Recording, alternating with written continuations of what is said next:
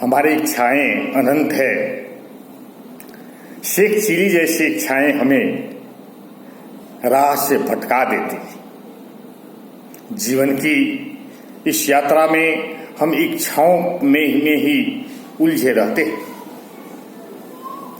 रोज कोई नई इच्छा आ जाती है और हम उसे मनाने में जी जान लगा देते हैं। इच्छा खड़ी हुई नहीं कि हम उसके पीछे हुए नहीं, ऐसा नहीं कि हमारे साथ ही ऐसा होता है। सभी अपनी इच्छाओं को पूर्ति के लिए जीवन को खपाए रखते हैं। इच्छा को ऐसना यानी कामना भी कहते हैं। इच्छाएं 4 रूपों में हमारे सामने आती है। पहली पुत्रेक्षणा यानी संतान की इच्छा। ये इच्छा पूरी हो जाए तब न जाने कितनी इच्छाएं संतान के साथ आ खड़ी हो जाती। उनकी पढ़ाई लिखाई, नौकरी, शादी, उसके बाल बच्चे, यह बुरा नहीं है, लेकिन इच्छा में न जाने क्या क्या खत्म हो गया। क्या वही सब कुछ है? मेरा अपना सब कुछ है?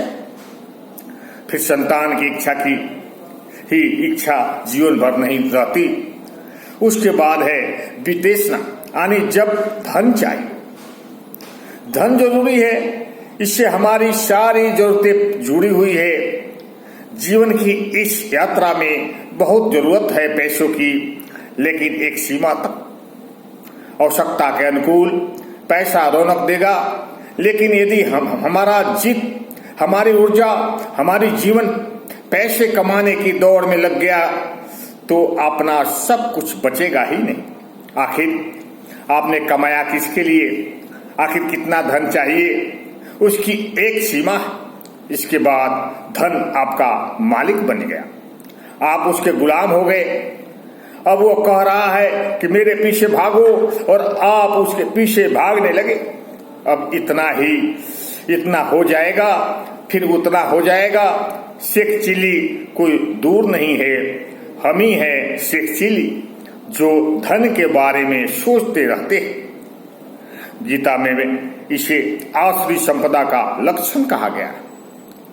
अब धन को दिखाने में लग गए। बड़ी कार, बड़ा घर है तो लोग देखकर कहेंगे वाह, वहां शास्त्र कहता है। अब लोक इच्छा जग गई, यानी तीसरा इच्छा लोकेशना। इसलिए अक्सर लोग एक उम्र तक धन कमा लेने के बाद सोसाइटी में पद पाना चाहते हैं, नाम पाना चाहते हैं। अब धन भी है, पुत्र भी है और नाम भी चारों तरफ से हो रहा है, तो अब क्या चाहिए? इन सबको लंबे समय तक भोगने की इच्छा होती है, तो इसके लिए लंबा जीवन चाहिए। तब चौथी इच्छा जीवेशना जगती है। लेकिन जब जीवन की तैयारी भी हमारी वैसी ही है, जब तक जीवन है तो जीवन की इस तैयारी में हमें पहला सुख निरोगी काया के मूल मंत्र को अपनाना चाहिए। इच्छाओं के घेरे इतने मजबूत है कि इसी में उलझकर रहना पड़ता है, लेकिन जब परमात्मा की राह में ध्यान लगता है तो मुक्ति का मार्ग खुलता है। मुक्ति का मतलब है हर स्तर पर रिलैक्स हो जाना, सभी इच्छाओं से मुक्त हो जाना।